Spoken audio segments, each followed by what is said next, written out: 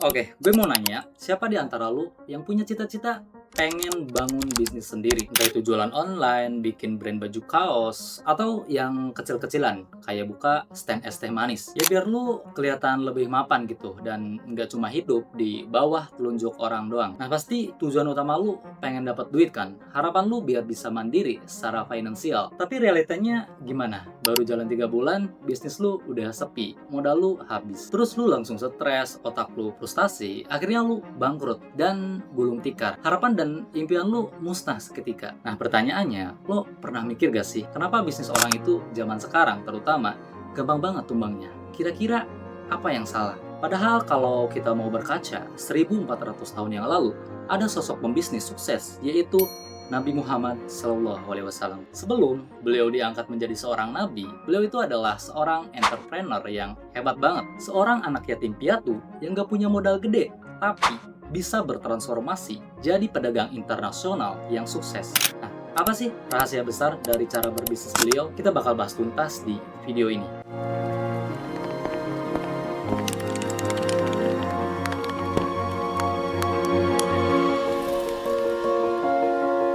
Oke, kita masuk ke poin yang pertama, yaitu sifat al-amin, atau artinya bisa dipercaya. Coba deh, lu lihat sekarang. Trik dagang zaman sekarang itu banyak banget manipulasinya. Ada yang fake review lah, yang seakan-akan pedagang ini jujur, padahal abis lu bayar ternyata scam. Ada yang nipu spek di deskripsi lah, ditinggi-tinggiin. HP yang RAM-nya 6 GB, ditulisnya 12 GB. Padahal 6 GB-nya itu cuman gimmick doang. Ya, kita semua tahu lah soal itu. Biar apa?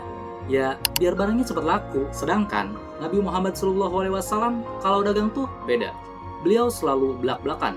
Kalau barangnya ada cacat, ya beliau bakal bilang cacat.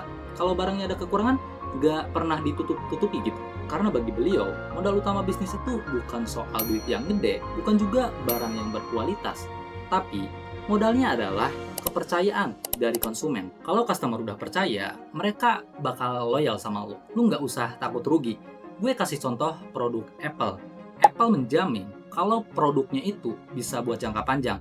Ekosistemnya nyaman dan bisa naikin gengsi lu.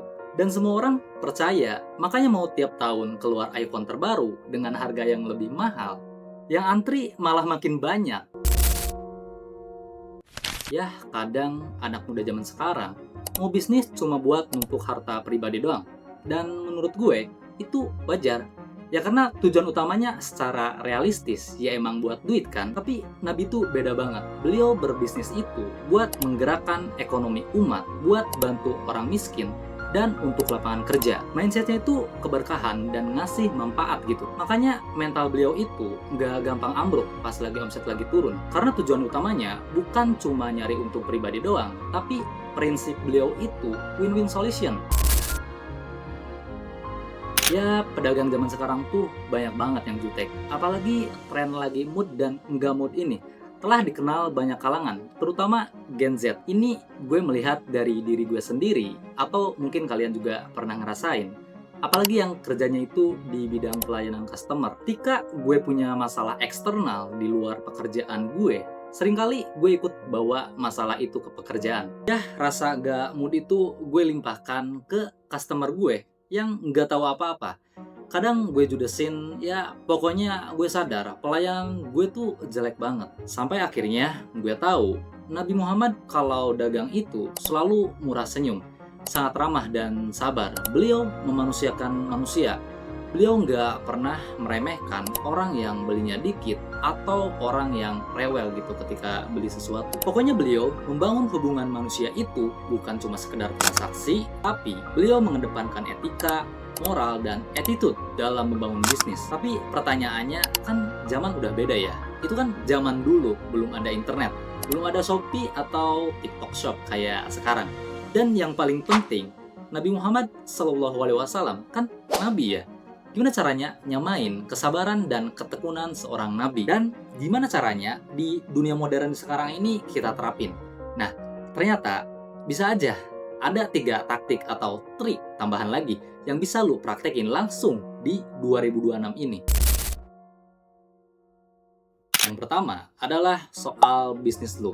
Banyak anak muda zaman sekarang, kalau mau mulai bisnis langsung minjem ke pinjol atau ngutang ke bank. Akhirnya bisnis belum jalan, lu udah pusing mikirin cicilan. Nabi Muhammad dulu kalau bisnis pakai sistem sirkah. Kalau zaman sekarang ya kita sebutnya investor lah, alias sistem bagi hasil sama pemilik modal. Kayak pas beliau kerja sama situ Khadijah, Nabi yang jalanin usahanya, Khadijah yang punya modalnya. Dan untungnya dibagi adil, sesuai kesepakatan di awal. Tapi, sebelum lu nyari investor, riset dulu secara mendalam apa bisnis yang bakal lu jalani. Seberapa untung kalau berhasil, dan seberapa rugi kalau bisnisnya gagal. Supaya investor itu dan lu terutama bisa bikin kesepakatan seadil-adilnya. Taktik yang kedua, gimana cara menghadapi fase sepi atau rugi? Ini penting banget. Yang namanya bisnis pasti ada pasang surutnya. Tapi Nabi nggak pernah stres atau mental breakdown pas pasarnya lagi sepi. Beliau tetap tenang dan berprasangka baik sama ketetapan Allah Subhanahu wa Ta'ala. Beliau tahu kalau rezeki itu udah ada yang atur dan nggak bakal bisa ketukar. Dan tugas kita cuma ikhtiar. Nah, ingat ya, ikhtiar bukan berarti ketika bisnis lu sepi terus lu diem aja karena lu tahu kalau rezeki itu udah ada yang atur. Tapi lu berupaya, lu bersungguh-sungguh. Ketika bisnis lu sepi, terus lu berkaca, introspeksi diri. Sepi gini tuh karena daya beli emang lagi turun atau emang bisnis lu yang perlu dibenahi. Entah itu pelayanannya, barang yang lu jual, lokasi penjualan, target pemasaran, dan lain-lain. Intinya lu berkaca ke diri sendiri.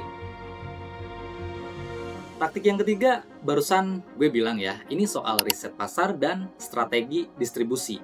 Kalau lu tahu, Nabi itu jenius banget. Kalau beliau pergi dagang, rute berangkat sama rute pulang tuh sengaja dibikin beda. Jalannya nggak pernah sama gitu. Tujuannya buat apa? Jawabannya adalah buat riset pasar baru, buat kenalan sama orang-orang baru di jalur itu. Jadi, pasar bisnis beliau itu makin lama makin luas dan relasinya makin banyak. Nah, artinya bukan berarti lu mesti naik kuda gitu ke pasar, pakai jalan utama dan pas pulang lewat sawah gitu. Nggak gitu artinya. Artinya yang beliau atau Nabi Muhammad SAW lakukan adalah jemput bola. Beliau itu bukan orang yang tipenya diam di toko atau diem di stand minuman gitu kayak sekarang terus nunggu orang nyamperin buat beli. Jadi semisal nih lu jualan es teh gitu atau matcha ya yang lagi viral, lu cari di mana mayoritas orang berkumpul, jalan mana yang paling banyak orang lewati, dan dari kapan sampai kapan orang itu lewat di situ.